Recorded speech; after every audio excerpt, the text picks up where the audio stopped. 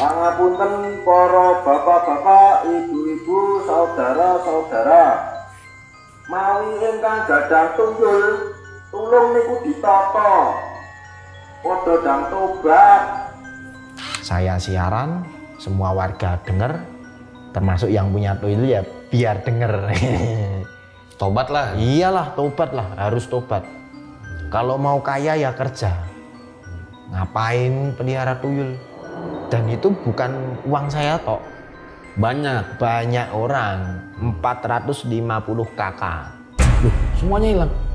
Iya, tapi kan enggak tiap hari. Pindah sana, pindah sana. Jadi tuyulnya ke rumah dia? Iya, yang ngambil uang kemarin. Sosoknya gimana katanya? Nah kan, ya seperti tuyul itulah, kecil. Tuh, tapi dia cuman suruh ngembalikan uangnya kemarin yang diambil. Uangku kemarin sing mbok jiko balekno. Dikembalikan Mas Iwan. Hah? 300.000.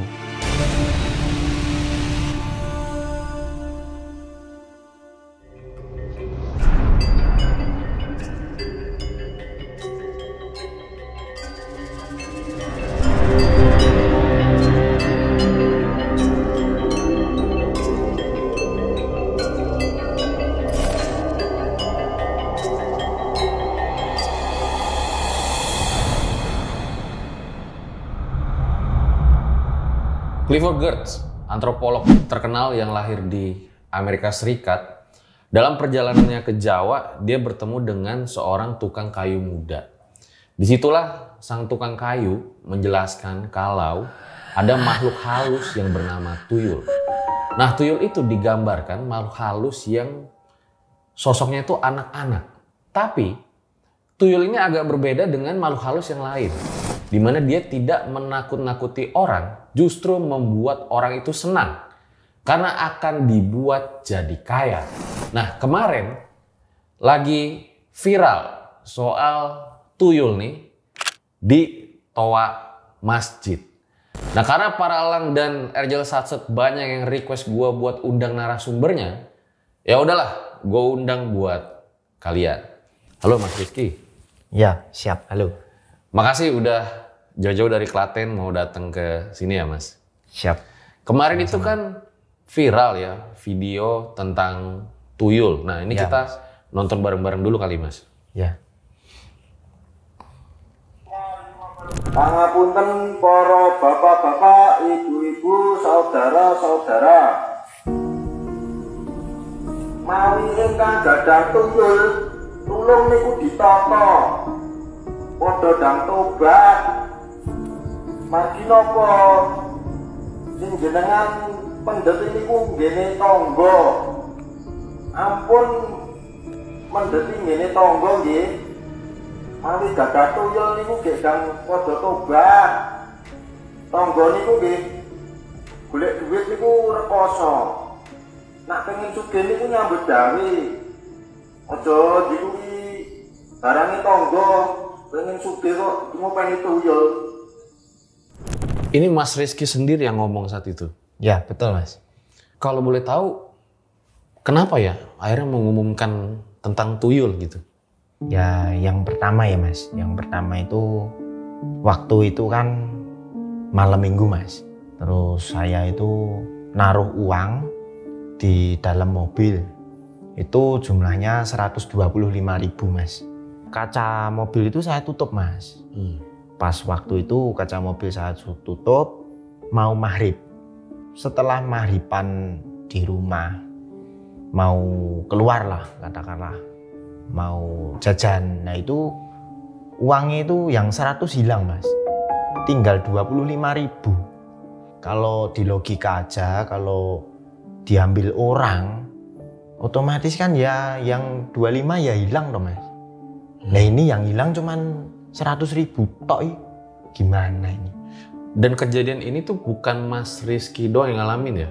Oh, banyak? Banyak Mas. Tetangga-tetangga saya itu ya seperti itu kasusnya. Uangnya hilang tiba-tiba? Iya, apalagi pas saya sama jenengan transaksi lah, sedang transaksi jual beli. Itu pasti hilang Mas. Bener. Jadi katakanlah saya beli kambingnya jenengan, itu harganya 1 juta katakanlah. Ini saya bawa duit 1 juta, dihitung. Saya hitung genep 1 juta tuh mas. Saya serah ke jenengan. Yo. Jenengan hitung tinggal 900. Ini masih segini, masih belum pindah tempat belum. Jadi kasusnya ini masih ada transaksi di antara tatap muka lah. Gitu. Nah, total nih Mas Rizky udah kehilangan tuh berapa? Sampai jutaan nggak ada? Ya kalau di total mungkin sampai lah mas, udah lama itu kasus. Oh, ini warga nih kehilangan uang seperti ini udah lama? Udah lama mas. Jadi sebelum saya tinggal di situ itu kasusnya udah memang mencuat. Saya tanya antar warga, ternyata warga itu ya sering seperti itu, tapi tidak berani mengutarakan. Seperti itu mas. Berarti udah lama. Nah, mungkin kan netizen yang lihat sekilas videonya gitu ya, yang nggak merasakan kayak Mas Rizky dan yang lain akan bertanya gitu. Ya. Ini apa bukan maling atau diambil orang gitu kan? Tapi jangan dijawab dulu, ditahan dulu ceritanya mas ya. Nah, seperti apa kisah dari Mas Rizky ini? Nah, buat kalian yang pengen ngirim cerita atau cerita temennya, cerita tetangganya, supaya bisa diundang ke podcast RJL, boleh banget. Kirim aja ke sini guys. Nanti siapa tahu bisa diundang ke podcast RJL. Langsung aja kita mulai. Berikut adalah ceritanya. Na na na na na na na na na na.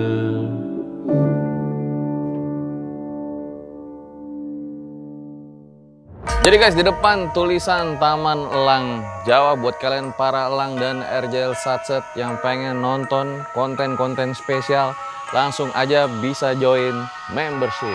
Na na na na na na na na na na. Surat terbuka untuk para elang dan RJL Satset karena ada yang baru di bulan Mei ini. RJ5 akhirnya buka membership guys. Woi, buka membership. Apa sih bang YouTube membership itu? Jadi kalau misalnya kalian join YouTube membership, kalian akan mendapatkan beberapa keuntungan guys. Apa itu? Pertama, kalian akan mendapatkan 2 konten eksklusif guys, dimana konten ini nggak ada dimanapun. Nggak cuma itu guys, dalam beberapa kesempatan gue bakal live ngobrol-ngobrol sama kalian. Jadi nih misalnya kan suka banyak tuh yang pengen nanya-nanya tentang konten sebelumnya. Ya udah langsung aja kita ngobrol di live YouTube membership. Ya. Nah, terus gimana caranya gabung, Bang? Kalian tinggal masuk ke home atau beranda RJ5, terus klik tombol join atau gabung. Nah, di situ langsung lakukan pembayaran karena ini bisa pakai dompet digital juga, guys. Khusus kalian pengguna Apple produk bisa pakai desktop tuh, jadi tinggal buka browser. Nah, disitulah tinggal join dan bergabung. Nah, semudah itu kan guys. Jadi gue ucapin buat para elang dan RJL Satset selamat bergabung yang udah join. Yang belum, buruan, tunggu apa lagi?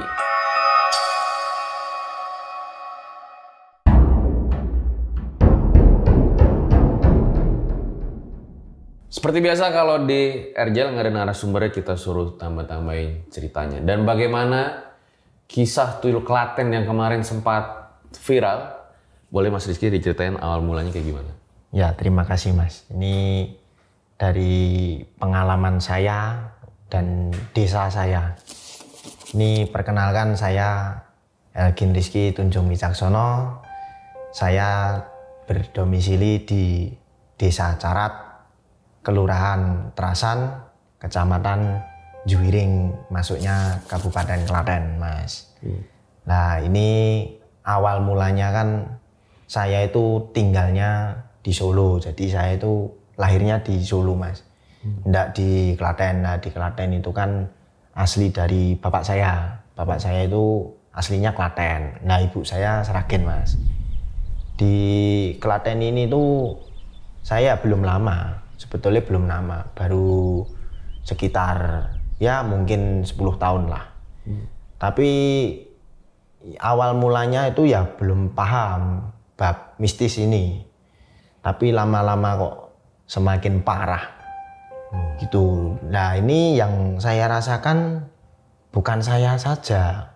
Ternyata tetangga saya itu ya seperti itu. Kasusnya itu uang hilang. Uang hilangnya ya katakanlah main potong. Seperti transaksi tiba-tiba hilang. Seperti itu. Lah saya itu di rumah di Klaten, rumah Klaten ini Mas, ini sendiri. Saya domisili memang di Klaten, tapi ibu bapak saya dan adik saya itu di Solo. Seperti itu Mas. Nah di Klaten ini ya namanya di desa kan Mas, itu banyak petani lah. Petani, jadi ekonominya ya sedang ke bawah.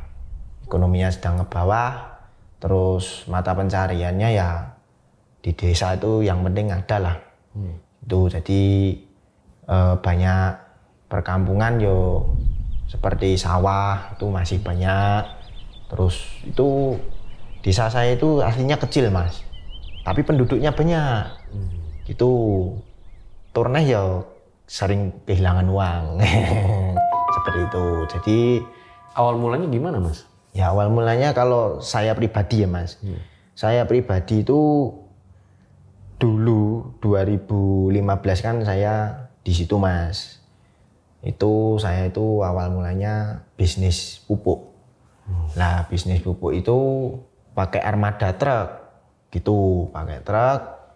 Tapi itu Mas, setiap sore saya itu ambil uang di bank, ambil uang.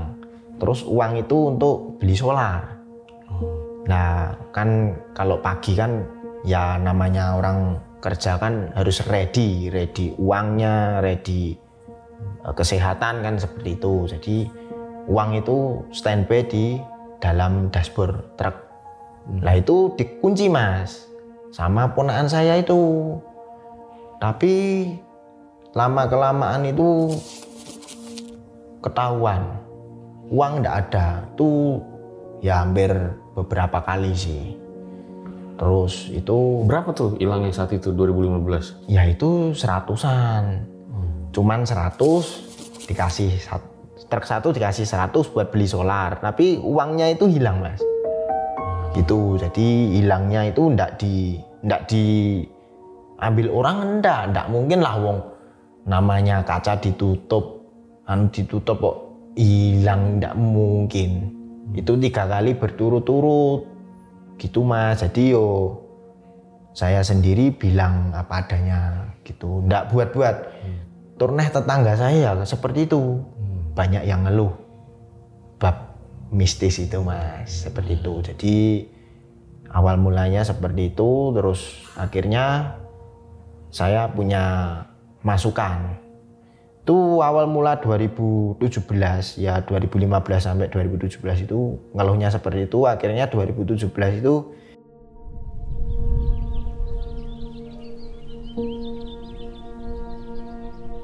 saya Mas punya ide. Saya siarkan di masjid. Kok di masjid, di grup WA. Nggak di masjid, belum di masjid itu belum ya, itu masih di grup WA Mas. Akhirnya selang saya bicara di grup WA, intinya yang punya open tuyul ini bertobat, tapi lewat grup WA Mas awal mula. Terus akhirnya Grup WA kampung nih? Iya, Satu kampung itu. Terus akhirnya itu Mas sempat berhenti yang ngambil punya saya, tapi kalau tetangga saya masih diambilin. Tetangga gimana kisahnya? Ya sama, tiap hari 100 tapi rolling Mas. Rolling ndak anu Mas, ndak cuman A, B, C gitu, ndak, sampai Z gitu. Yang punya uang langsung diambil. Itu kasusnya udah berat Mas.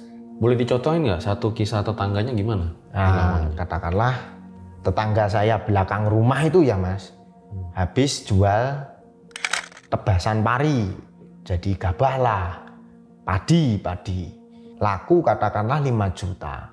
5 juta namanya hidup di desa kan, orang tua dah ndak bisa program online lah katakanlah. Brimo itu ndak punya ATM, ndak punya otomatis kan tunai toh Mas. Lah akhirnya itu lama kelamaan uangnya itu ndak genep 5 juta. Jadinya nipis, berkurang. Jumlahnya nominal itu kurang.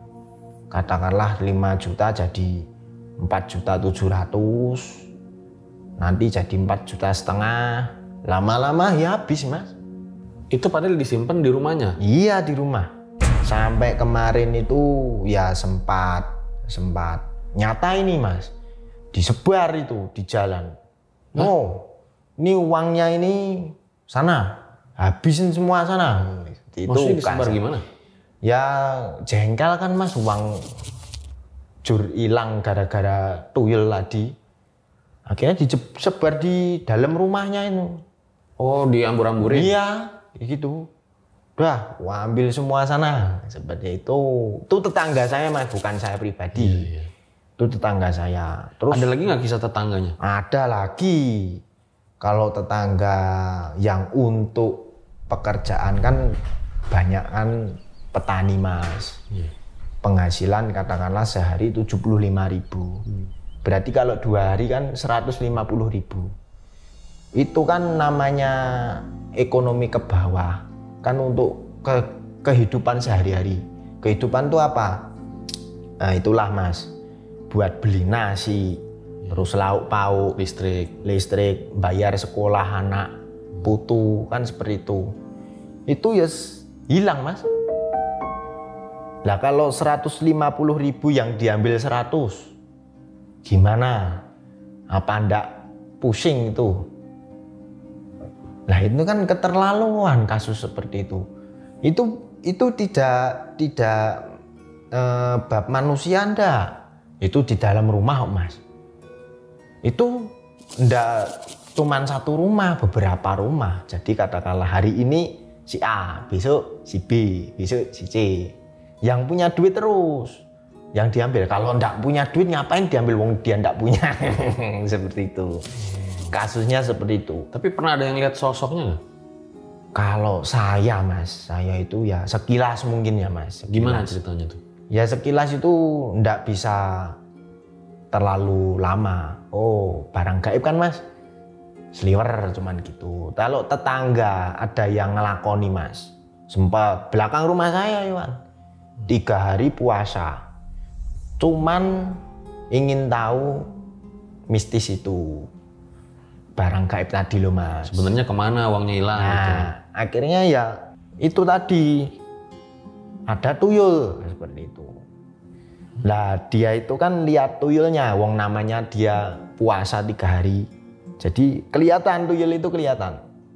Jadi nak jenengan pengen lihat tuyul itu puasa 3 hari ndak usah makan.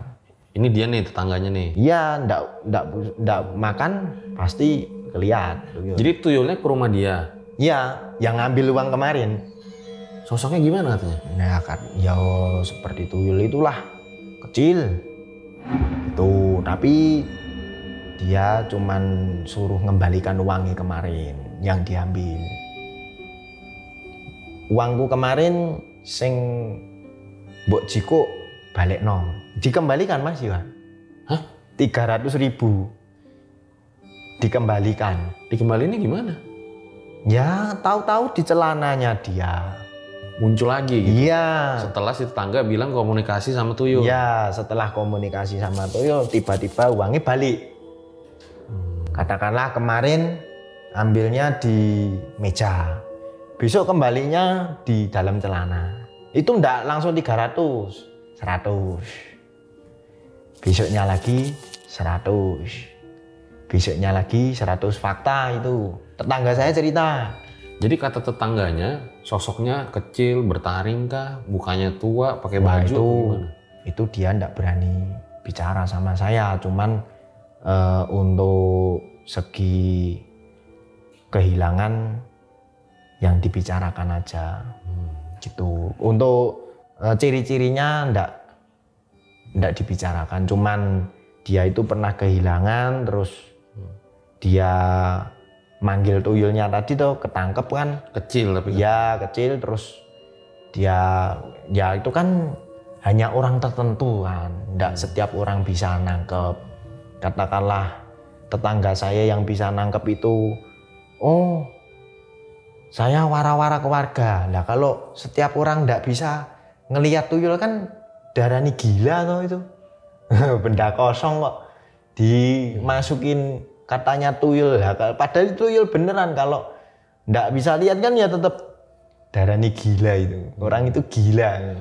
Iya. Padahal itu ada tuyulnya, tapi kan tidak setiap orang bisa. Cuman balekno duitku sing wingi mbok jiko, akhirnya dikembalikan 100 gitu. Ya ini saya mau menceritakan bagaimana kisahnya tentang penglihatan sesosok manusia tuyul ini. Nah ini pada malam hari ini saya sendiri mas. Jadi malam hari saya mau keluar, intinya mau beli makan lah.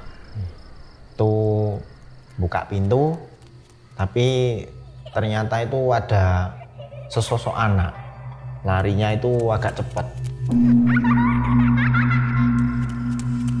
lah, kencang, luas gitu. Tapi saya ya agak kaget sih, wong malam-malam masa ada anak kecil lari, kan di logika enggak masuk akal. Itu sekitar jam 12 sampai jam 1 malam, seperti itu mas. Kalau di desa biasanya habis maghrib udah sepi ya? Ya punya saya agak jam 8-an udah sepi. Maksudnya anak kecil kan yo ndak mungkin kan keluar rumah. Sekecil apa mas? Ya seginilah mas, tapi larinya cepat sekali. Nah itu posisi saya baru buka pintu mas, buka pintu rumah, terus tapi saya gimana ya, namanya malam hari kan. Akhirnya ya udah, saya langsung cabut aja gitu, takutlah. Tapi saya mikir yang penting duitnya masih ada. Nah itu soalnya kasusnya tetangga sebelah malam hari habis isya. Nah, itu belum lama, maksudnya selang itu belum lama, sama saya belum lama, itu baru tiduran mas, tiduran. Nah tiduran itu kaget dia habis isya itu, kok bangun ada anak kecil datang, terus ditanya dia, loh, nah kamu kok main sini? Ya mbah. Nah ini anaknya sopo? Anaknya siapa? Saya mau main tempatnya mbah. Nak main jangan ke tempat saya baru ndak punya duit, ndak punya uang. Nah dia belum mau pulang, soalnya di dalam rumahnya kayaknya ada bola itu loh, bola di situ. Mungkin dia terkecoh sama bolanya itu kan. Akhirnya si tuyul ini ya sama kecil segini, dia lihatnya, tangga saya itu cerita, iki tak tahan sih, ditahan di rumah dia. Akhirnya ya itu tadi mainan semalam. Nah akhirnya lama kelamaan tuyul itu pergi, soalnya yang punya rumah itu enggak punya duit gitu, punyanya bulan. Jadi mainnya bulan. Gitu mas. Katanya gitu. Yang si warga lihat tuyul main bola itu sosoknya gimana?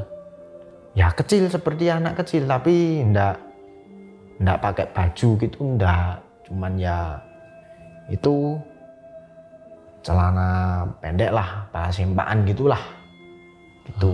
Oh ini menurut si warga ini? Ya warga itu. Tapi dia ndak ambil uang, wong yang punya rumah itu ndak punya uang. Cuman main di rumahnya dia toh. Gitu. Itu kasusnya itu ndak 1 orang 2 orang yang lihat, banyak orang. Itu ya rata-rata seperti itu. Ciri-cirinya anak kecil. Iya. Gitu. Tapi katanya mulai tahun 2021 udah mulai jarang tuh Nah, uang hilang. itu saya mas, saya pribadi. Kalau tetangga ya tetap hilang. Itu kan sudah rutinitas pekerjaan si tuyul gitu mas. Keluhan-keluhan tetap masih ada. Masih. Terus kemarin itu 2025 ini saya sendiri ya hilang itu di dalam mobil gitu mas. Di dalam mobil 125.000. Terus yang hilang uang itu 100, tinggal 25.000. Akhirnya saya siaran di masjid itu dari pribadi saya mas. Karena apa? Kalau saya diam saja bisa fatal. Karena orang kayak gitu kan yang ada di pikirannya cuman duit. Nggak ada rasa, oh iya saya hidup di tetangga, ini merugikan orang. Itu kan nggak punya rasa mas. Makanya saya ya nggak punya rasa juga gitu mas. Jadi kemarin itu memang yang siaran di masjid itu saya sendiri, saya pribadi. Pangapunten para bapak-bapak, ibu-ibu, saudara-saudara. Mawi ingkang gadhah tuyul, tulung niku ditata. Padha dang tobat. Nggak melibatkan kelurahan, kepolisian, itu nggak fungsi. Namanya hidup di masyarakat, yang penting saya siaran, semua warga dengar, termasuk yang punya tuyul ya biar denger. Seperti itu. Kalau ndak gitu pasti ndak ada ampun. Kalau ditangkep ya ndak mungkin semua orang percaya. Soalnya apa? Setiap orang kan ndak bisa melihat. Nah, jalan satu-satunya ya harus diputus. Mutusnya ya lewat halu-halu masjid kemarin itu mas. Tapi sempet nggak kayak ada yang bilang bahwa nggak mungkin lah zaman sekarang ada tuyul gitu? Ya ada, orang seperti itu ya ada mas. Kemarin tuh ya di lewat sosmed mas, ada yang komen, wah sok pinter lah, pinternya itu ini sok suci lah. Zaman sekarang masih ada tuyul. Saya langsung komen, silahkan datang ke desa saya. Kalau ndak percaya silahkan datang, jangan komen asal komen di sosmed seperti ini. Ini memang pakai IG saya mas kemarin. Terus akhirnya kemarin tuh ada wartawan mas datang. Inti kesimpulannya menanyakan apa betul ini kampung ini memang rawan tuyul mas. Ya saya terangkan memang betul. Jadi saya itu berbicara secara fakta. Fakta uangnya hilang gitu? Iya, uangnya hilang. Dan itu bukan uang saya tok. Banyak orang, 450 kakak. Loh, semuanya hilang? Iya, tapi kan enggak tiap hari. Pindah sana, besok sana lagi, besok sananya, besok balik sini lagi, kan gitu.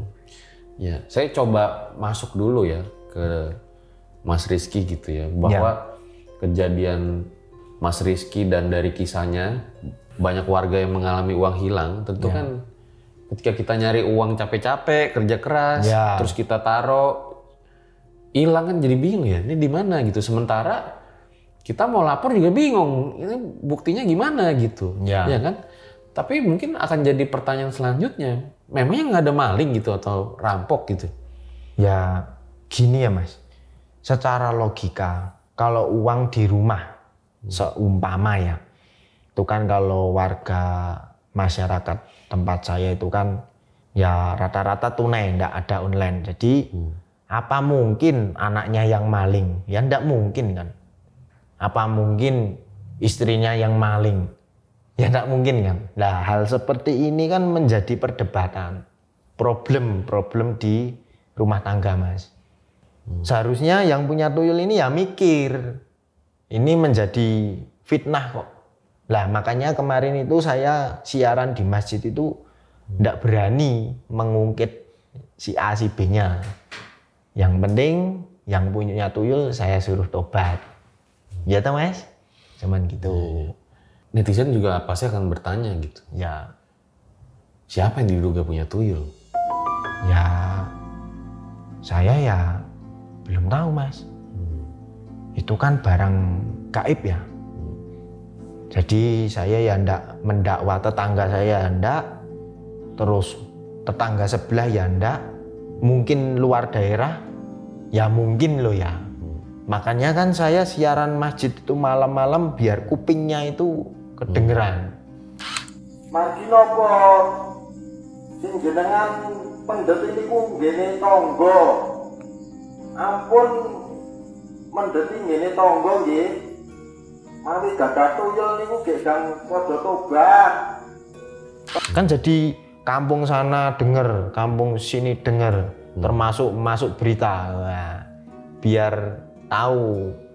Tobat lah. Iyalah tobat lah, harus tobat. Sekarang hidup di dunia cuman satu kali kok. Buat apa sih? Kalau mau kaya ya kerja. Ngapain pelihara tuyul? Ngapain ngelakuin hal-hal yang nggak bener gitu. Iya. Kalau mau katakanlah duit banyak, hutang bank. Oh, enak kan? Hutang bank besok ngangsur. Kalau Yang enggak penting mau bisa ngangsur, bayar gitu. enggak mau ngangsur ya siap-siap asetmu dibeli bank. Disita bank, enggak dibeli bank. Seperti itu Mas. Ada pernah lagi yang lihat sosoknya? Yo, nak tetangga banyak sih Mas. Boleh diceritain nggak satu tuh? Ya itu kalau yang satunya itu mau buat bayar SPP anak gitu. Jadi untuk pagi-pagi itu kan ya namanya orang Mas, maksudnya sore kerja terus bayaran, terus mau bayar sekolah SPP kan tetap pagi, ngapain dimasukin ke Brimo ATM, otomatis kan ya ndak usah. Iya. Wong tinggal besok aja anak sekolah dah tinggal untuk sangu buat bayar SPP. Lah kok malah diambil tuyul. Jadi diambil uang itu ndak ada. Itu nominal 150, tinggal 50.000. Yang diambil 100 Mas. Gimana? Tapi kelihatan sosok tuyul ya sama Ya dia? ndak kelihatan, cuman mau berangkat sekolah itu uangnya udah ndak ada. Nah jadi yo gimana wong itu kaitannya sama anak sekolah loh Mas. Ya kan kasihan toh Mas. Ya itu kan tidak berperi kemanusiaan. Makanya yang kemarin tuh ya seperti itu kejadiannya ya gegara itu Mas, seperti itu. Katanya sempat dituduh pesugihan juga, itu gimana? Oh saya Mas. Ya dulu itu saya kan ya hidupnya dari kecil tuh kan di Solo Mas. Terus ya 2015 itu kan seperti tadi saya bicara baru tinggal di Klaten. Terus saya kan kerja dapat bisa beli ini itu tapi orang kan enggak tahu saya dapat duit. Nah kalau ingin tahu saya itu dapat duit ya hutang bank Mas. Main bank. Itu nama saya pribadi, wong saya kakak sudah sendiri.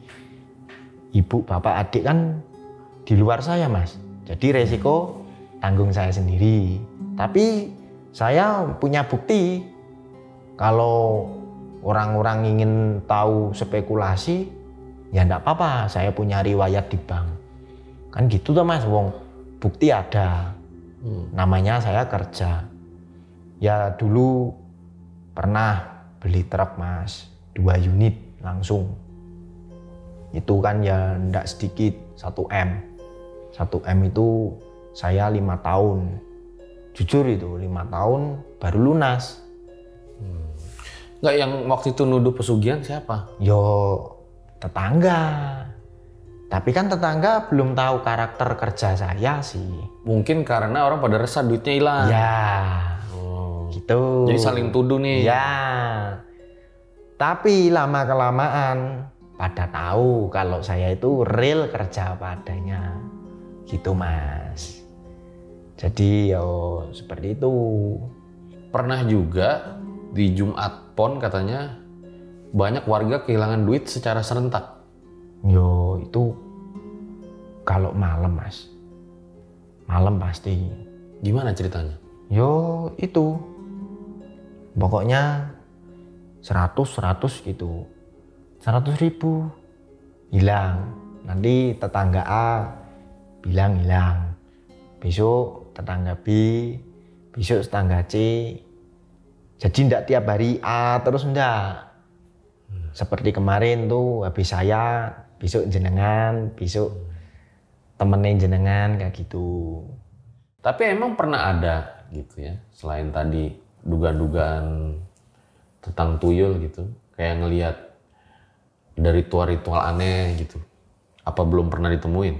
Oh, kalau saya kan sudah lama ikut, jadi tahu bab pesugihan tuh ya tahu. Sebetulnya saya tahu, tapi kan hanya tertentu untuk kepribadian saya. Pesugihan tuh ada dua Mas. Pesugihan itu yang pertama pesugihan besar, itu mainnya tumbal. Kalau di aset katakanlah saya punya bisnis, punya transportasi, punya saham sana, punya pekerjaan sana-sana. Kalau Cina kan seperti itu ada yang ditumbalkan anaknya. Kalau anaknya itu biasanya tidak mau genap ganjil, 1, 3, 5, 7. Biasanya anak yang tersayang. Soalnya saya pernah ditawarin mau cepet kaya apa enggak, ya ada yang jalur kayak gitu ada. Jadi saya ini mau ke Gunung Kemukus cari pesugihan. Itu enggak pakai tumbal, cukup cari wanita yang sesama mau cari pesugihan juga. Jadi sama-sama cari pesugihan gitu loh Mas. Jadi saya mau cari pesugihan dengan wanita itu ya cari pesugihan. Jadi nanti ditemukan di ringin kembar Mas. Ringin kembar itu nanti berhubungan intim di situ. Tapi sebentar nih Mas, ini Ya. pasti para lang sama Erjel Satset ya, pasti komen. 20.000 komen, saya suruh nginep di kampungnya Mas. Enggak apa-apa. Pasti pada komen kayak gitu kan? Tapi gimana, kalian mau gak gue nginep ke kampungnya Mas Rizky gitu? Siapa tahu ya. Boleh, yang penting bawa duit lo ya. Lah kalau enggak bawa duit ngapa? Tuyul enggak biaya. Kita coba bawa duit gitu ya. Iya, tapi Bawa, ya bawa duit tapi jangan dimasukin ATM lo ya. Langsung di atas meja sini. Kalau enggak, duit monopoli nggak hilang ya? ya enggak hilang. Itu kan Tuyul ya pintar. Harus ada patung Soekarno sama Bung Hattanya. Gitu. Kalau enggak ada Soekarno, Hattanya enggak laku. Patimura enggak mau. Patimura enggak mau. Tapi diizinin nih nginep. Boleh. Oke, siap. Nah, mungkin selanjutnya netizen akan bertanya lagi nih Mas Rizky. Gimana? Kenapa akhirnya menduga ini tuyul gitu? Atau jangan-jangan pesugihan yang misalnya mirip tuyul atau gimana? Kalau dugaan Mas Rizky apa? Ya kalau saya kan belum bisa menduga Mas. Lah kemarin itu saya kan ya punya guru lah. Guru ngaji itu. Saya kalau bab mistis ya percaya ya tidak. Makanya saya berguru sama guru saya. Guru saya ya ndak pinter sih, cuman bisa ya di terawang pakai